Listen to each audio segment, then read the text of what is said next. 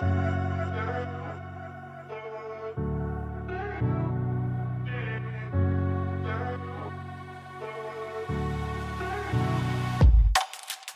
מאזינים לפשוט עברית עם עומר גלילי.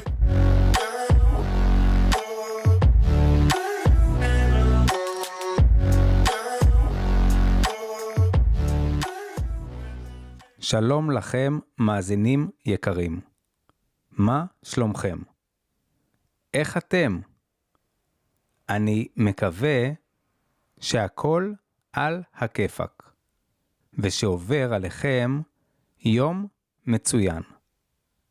אז ברוכים הבאים לפרק מספר 18.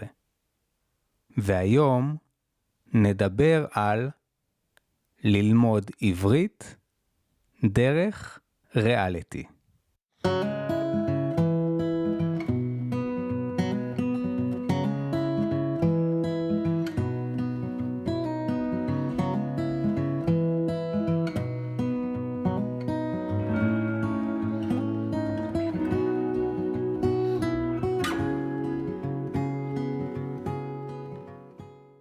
אחת השיחות הראשונות שהיו לי בקטלנית, אחרי שעברנו לגור בכפר, הייתה עם הספרית.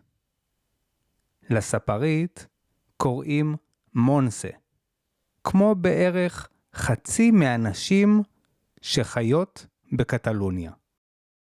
היום, אחרי שעברו מאז כמה שנים טובות, אני יודע שמונסה היא אחת ששומעת הכל. כל מה שקורה בכפר עובר אצלה במספרה. מי סוגר את החנות כי היא לא מרוויחה מספיק כסף? מי קונה בית? ואפילו מי נכנסה בדיוק להיריון. אבל אז, באותו היום, כשבאתי להסתפר, בפעם הראשונה, עדיין לא ידעתי את כל זה.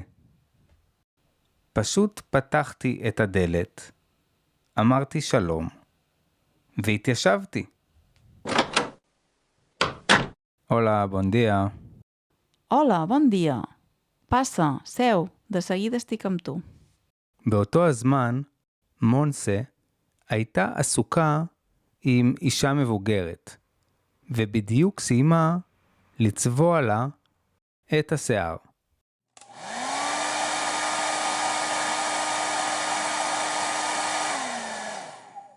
פתאום שמעתי שהן משתתקות.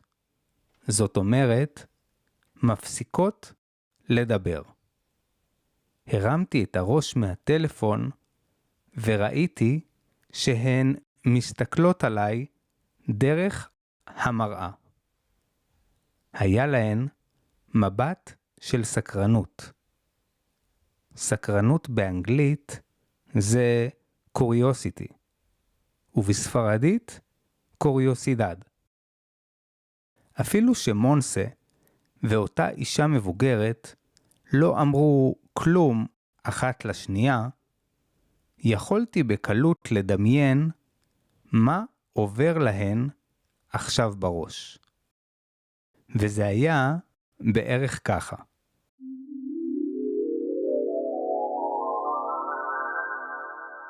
את רואה אותו? מי? זה שיושב על הספה? כן, הוא. זה הבחור שהתחתן עם הבת של מריה פיאלה. מי? מריה פיאלה. זאת שעובדת בעירייה. אבל מי זה? זו פעם ראשונה שאני רואה את הבחור הזה. כי הוא הגיע לפה מישראל. מאיפה? מישראל. ישראל? כן, ישראל. המדינה הזאת, שכל הזמן מראים בחדשות, ומתעסקים שם רק במלחמות. ומה הוא עושה כאן? כבר אמרתי לך, הוא נשוי לבת של מריה, שעובדת בעירייה. נו, מילא. מה אני אגיד לך, מונסה? שיהיה להם לבריאות. טוב, זה לא באמת מה שהן אמרו, ואולי גם לא באמת מה שהן חשבו, אלא זה רק מה שעבר לי באותו הרגע בראש. כי בתכלס, המבטים שלהן היו עליי בדיוק לשנייה. ומיד אחר כך, שתיהן חזרו לשיחה שלהן ממקודם. אני, שרציתי לדעת אם איכשהו השיחה הזאת קשורה אליי, הקשבתי. ודי מהר הבנתי שהן בכלל לא מדברות עליי, אלא עסוקות בתוכנית הריאליטי הספרדית שנקראת First Dates. First Dates, כמו שאתם בטח מבינים מהשם, היא תוכנית של דייטים ראשונים. בכל פרק יש 5 זוגות שנפגשים לפגישה עיוורת. זאת אומרת, לבליינד דייט. המנחה, זה שמדבר עם המשתתפים והצופים בבית, הוא קרלוס סוברה. איש מבוגר ודי נאה, זאת אומרת יפה, שמזכיר מאוד את השחקן ג'ורג' קלוני. עכשיו, שתבינו, רוב האנשים שמגיעים לתוכנית הזאת, הם, בוא נגיד ככה, לא האנשים הכי נורמליים שיש. והרבה פעמים, השיחות בין הזוגות בתוכנית הן ברמה די נמוכה, אבל עם ההצלחה אי אפשר להתווכח, כי התוכנית First Dates משודרת 5 ימים בשבוע, כבר 10 שנים, והיא נחשבת לאחת מתוכניות הריאליטי הכי פופולריות בספרד, עם יותר מ2,000 פרקים. לי יש תירוץ. אני התחלתי לצפות ב-First Dates רק כדי לתרגל את הספרדית. פשוט כי זה כל הזמן הופיע בטלוויזיה. והיה לי יחסית קל להבין את השיחות בין האנשים. אז איכשהו במקרה יצא שבדיוק ראיתי את הפרק שעליו מונסה והאישה המבוגרת דיברו. בלי שחשבתי יותר מדי, מצאתי את עצמי מצטרף לשיחה. ומאותו הרגע כבר לא הייתי הבחור הזר, זה שהגיע לכפר מהמזרח התיכון. מאותו הרגע הייתי השותף שלהן לפשע. באנגלית, שותף לפשע זה accomplice, ובספרדית, קומפליסה. מאותו הרגע שדיברתי איתן על התוכנית, הייתי השותף שלהן לסוד. זה שצופה כמוהן בתוכנית ריאליטי שהמון אנשים רואים, אבל אף אחד לא מעז להגיד את זה בקול רם. השיחה הקצרה הזאת על First Dates נתנה לי אצל מונסה הרבה מאוד נקודות. ומאז אותו היום נוצר בינינו קליק. זאת אומרת שהתחברנו. ובכל פעם שאני בא למספרה כדי להסתפר, אני מרגיש שם כמו בבית. היום בפרק נדבר בדיוק על זה. על איך תוכניות הריאליטי יכולות לעזור לכם ללמוד עברית טוב יותר, וגם להרגיש הרבה יותר מחוברים למה שקורה בישראל. אז תגבירו את הווליום באוזניות או באוטו שלכם, כי את האמת שאנחנו כבר התחלנו.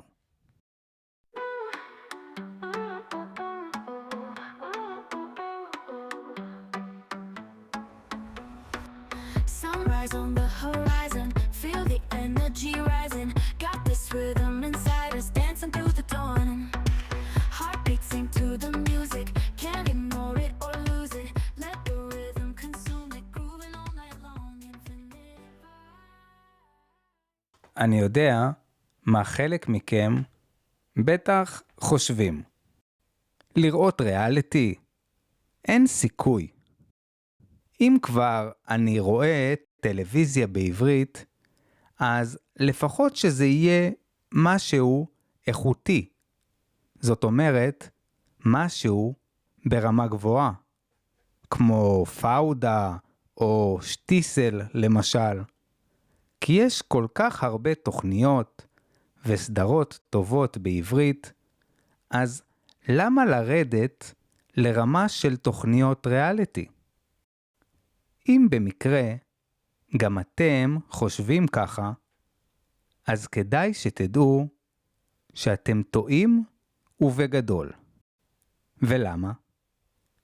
כי צפייה בריאליטי היא הרבה יותר טובה ללימוד שפה מאשר צפייה בתוכניות וסדרות טלוויזיה רגילות. לא מאמינים לי?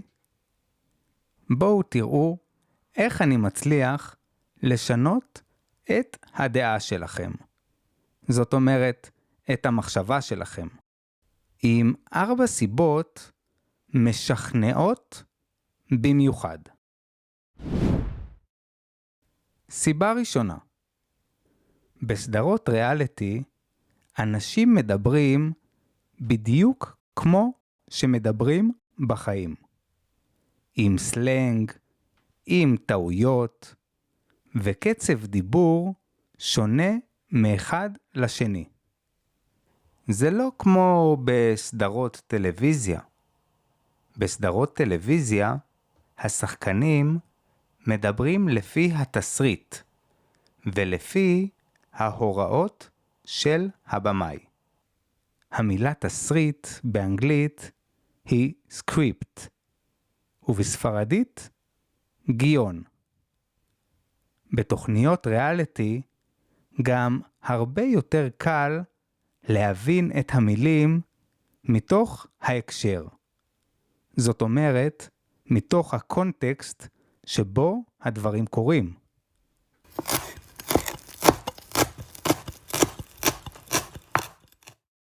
כשאתה צופה בתוכנית ריאליטי של בישול, ומישהי אומרת, עכשיו אני חותכת את הבשר לריבועים, ואתה רואה אותה חותכת את הבשר לריבועים, זה מאוד קל בשבילך להבין. או כשמישהו עולה לרקוד, ולרוע המזל שלו, הוא נופל על הרצפה, ואחרי הריקוד, אחת השופטות אומרת לו, כל הכבוד על זה שנשכת שפתיים והמשכת לרקוד אחרי הנפילה, קל לך להבין שהביטוי לנשוך שפתיים אומר בעצם להחזיק את עצמך ולהמשיך למרות שקשה. אבל בסדרת טלוויזיה רגילה, הרבה פעמים השיחות הן על משהו שקרה הרבה קודם. ואם אתה לא ממש מצליח לעקוב, אז קשה לך מאוד להבין את ההקשר. סיבה שנייה. רוב סדרות הריאליטי, גם אם צילמו אותם בכלל באיים הקריביים, ומראים שם שתי קבוצות שמתחרות אחת נגד השנייה, והם צריכים לאכול שם כל מיני מאכלים מוזרים, זה עדיין קרוב יותר למציאות הישראלית מרוב סדרות הטלוויזיה שעושים בארץ.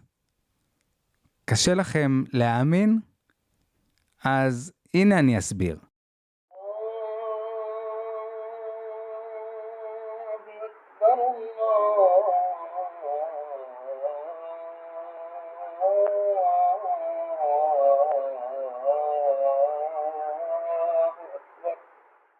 למרות שזה אולי לא מרגיש ככה כשגרים מחוץ לישראל, מעט מאוד אנשים במדינה נראים כמו דורון קביליו מהסדרה פאודה, ובאמת משרתים ביחידה סודית, שכל היום מדברים בה בערבית. גם רוב הנשים בישראל הן לא רוח מווייס מהסדרה שטיסל.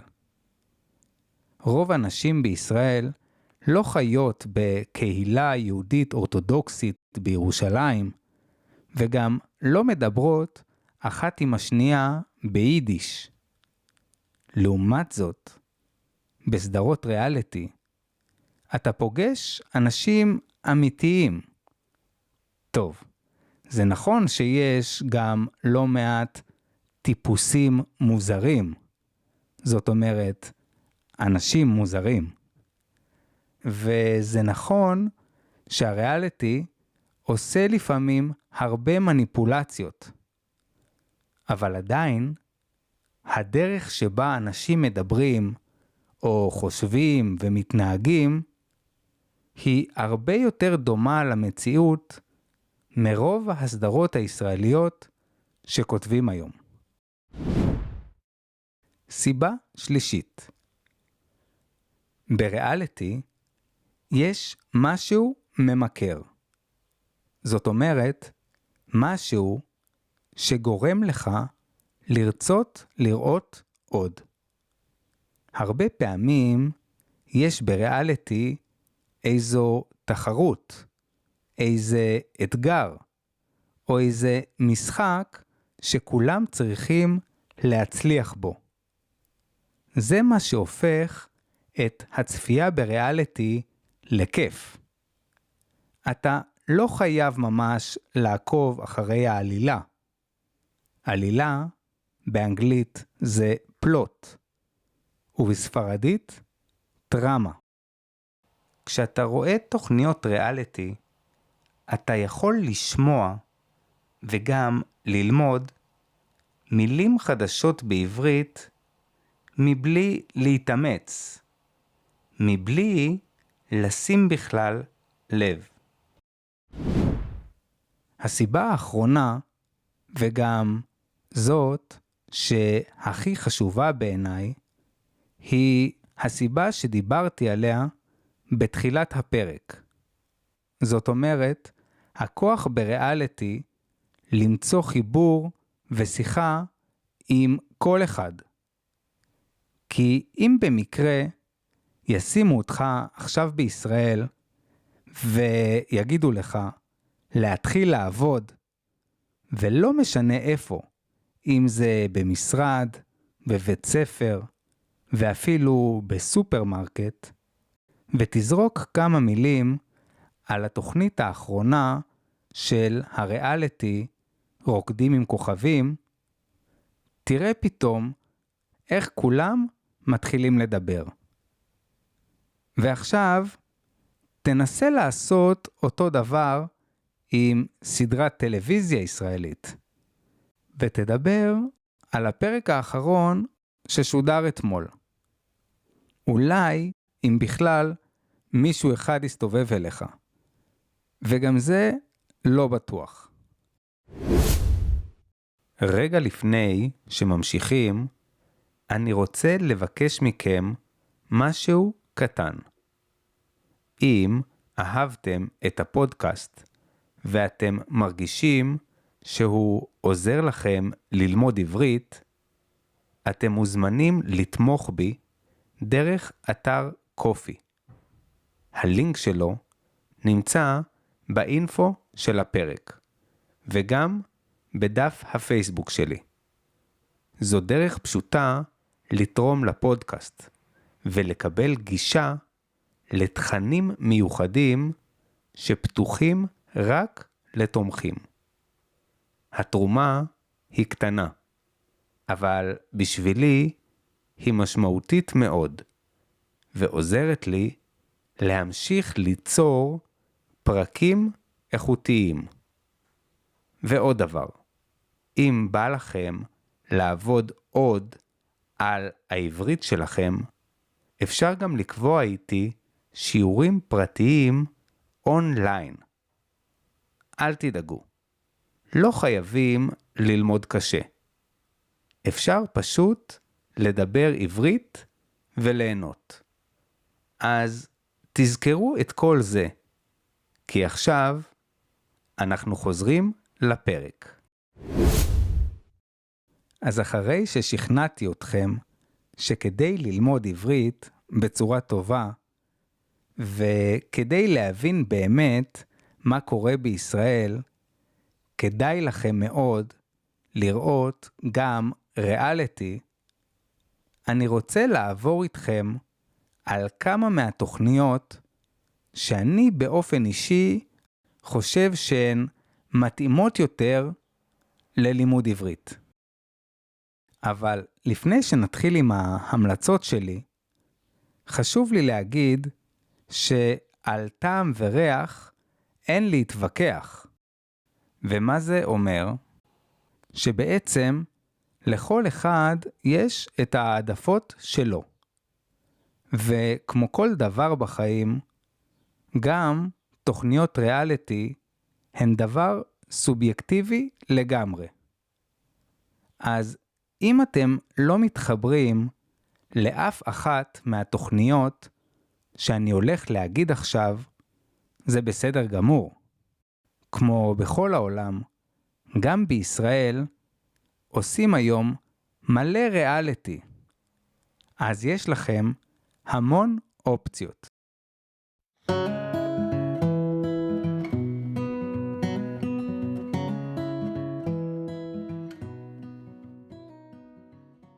אם אתם אוהבים אוכל וסיפורי חיים מרגשים, אז מאסטר שף זו התוכנית בשבילכם. מאסטר שף היא תוכנית ריאליטי שבה אנשים רגילים שאוהבים להכין אוכל מתחרים על מי מבשל הכי טוב. ומה תלמדו בעברית? שמות של מאכלים, שמות של טכניקות בבישול, כלים במטבח, תיאורים של טעמים, רגשות, איך לתת ביקורת ועוד.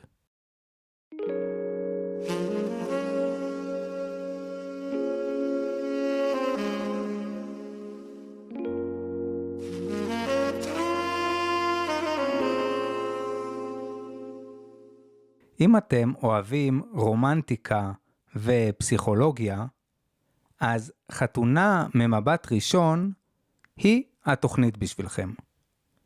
חתונה ממבט ראשון, או כמו שקוראים לה בישראל, חתונמי, היא תוכנית שבה שני אנשים זרים נפגשים בפעם הראשונה בחתונה שלהם. כן, כן, כמו ששמעתם, בחתונה שלהם. וזו לא חתונה סתם, אלא חתונה שנראית ממש כמו חתונה ישראלית אמיתית. עם משפחה, חברים, אוכל וריקודים. אחרי החתונה יוצאים הזוגות לירח דבש. ירח דבש הוא באנגלית honeymoon, ובספרדית לונה דה מיאל. אחר כך, הזוגות צריכים לחיות ביחד במשך כמה שבועות. ובסוף התוכנית, במידה כמובן, והם מחזיקים מעמד, כל זוג מחליט אם הוא רוצה להישאר ביחד, או שזה לא מתאים, ועדיף להיפרד. ומה תוכלו ללמוד בעברית אם אתם תראו חתונה ממבט ראשון? אז תוכלו ללמוד מילים שקשורות לשיחות בין בני זוג. תוכלו ללמוד על מילים שקשורות לרגשות, לתכונות אופי ולמראה חיצוני, וגם כמובן הרבה ביטויים שאנשים בישראל משתמשים בהם ביומיום. Staying in my imagination, memorizing the past time, the secrets. אם אתם אוהבים מוזיקה, הופעות חיות ותחרות אמיתית, הכוכב הבא זו הבחירה בשבילכם. הכוכב הבא היא תוכנית ריאליטי מוזיקלית, שבה זמרים וזמרות מתמודדים על התואר הכוכב הבא. ועוד יותר חשוב, הם מתמודדים על הזכות לייצג את ישראל באירוויזיון. במהלך התוכנית, המתמודדים שרים מול פאנל של שופטים, וגם כמובן מול קהל שצופה בהם מהבית. במהלך התוכנית, המתמודדים שרים מול מסך שמסתיר אותם, והשופטים יכולים רק לשמוע את הקול שלהם. אם הם מקבלים מהשופטים מספיק קולות, אז המסך עולה למעלה, והם עולים שלב.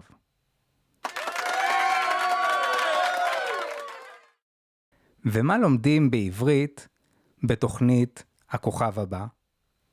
אז ככה, אתם תוכלו ללמוד הרבה מילים חדשות מהזמרים והשופטים בתחרות, וגם, לא פחות חשוב, תוכלו לשמוע הרבה שירים ישראלים.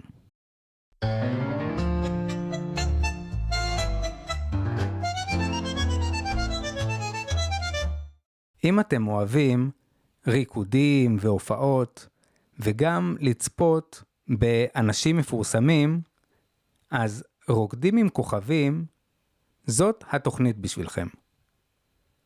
בתוכנית רוקדים עם כוכבים, סלבים ישראלים, זאת אומרת, אנשים מפורסמים מישראל, רוקדים יחד עם רקדנים מקצועיים. והם רוקדים במלא סגנונות ריקוד, כמו סלסה, טנגו, ואלס, ואפילו ריקודים מודרניים. בכל שבוע הם צריכים להציג לשופטים ריקוד חדש. וכמובן, גם פה יש הדחה. זאת אומרת שמתמודדים הולכים הביתה אם השופטים לא נותנים להם ציון טוב. ומה אתם תלמדו בעברית בתוכנית רוקדים עם כוכבים? תלמדו מילים וביטויים שקשורים לתנועה, לריקוד ולתחרות, וכמובן שתכירו גם לא מעט מפורסמים ישראלים. עכשיו אתם בטח שואלים את עצמכם, איך אפשר לראות את התוכניות האלה אם אני גר בכלל במדינה אחרת? אז קודם כל לא צריך לדאוג, כי הנה 3 דרכים שבהן תוכלו לעשות את זה. הדרך הראשונה וגם הכי פשוטה היא פשוט לשלם מנוי, שדרכו אפשר לצפות בתכנים ישראלים בחול. מנוי באנגלית זה subscription, ובספרדית סוסקריפסיון. אפשר לדוגמה לעשות מנוי דרך פלטפורמה שנקראת Screen.il, ואם לא, אפשר גם להיכנס לאחד הערוצים בישראל שמשדרים את התוכניות, כמו מאקו למשל.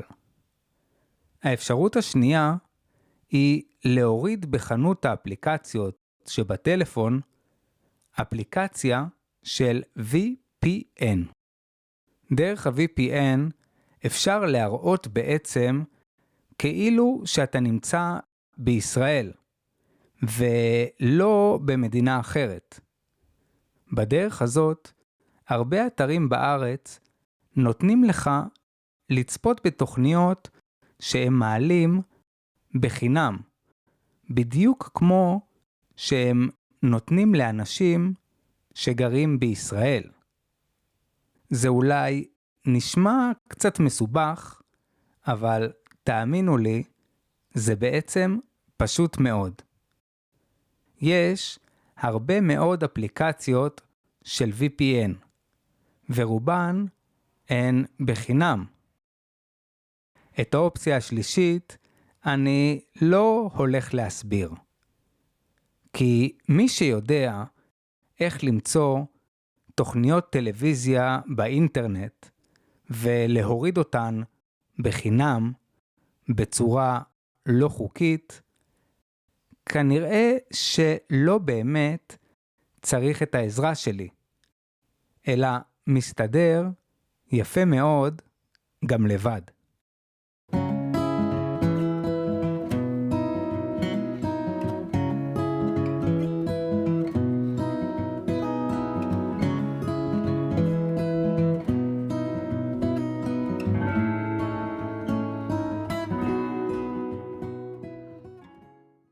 זהו.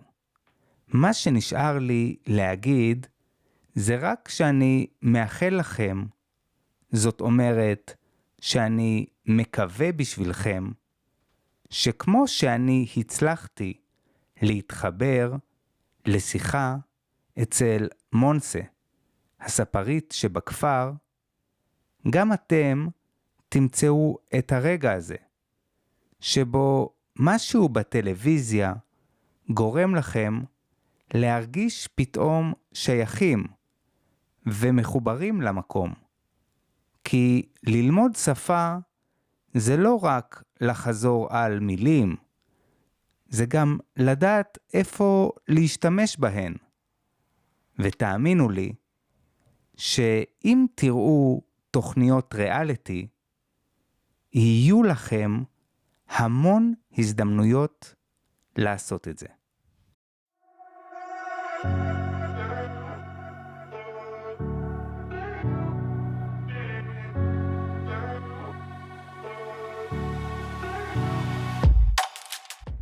זה היה הפרק על ללמוד עברית דרך ריאליטי.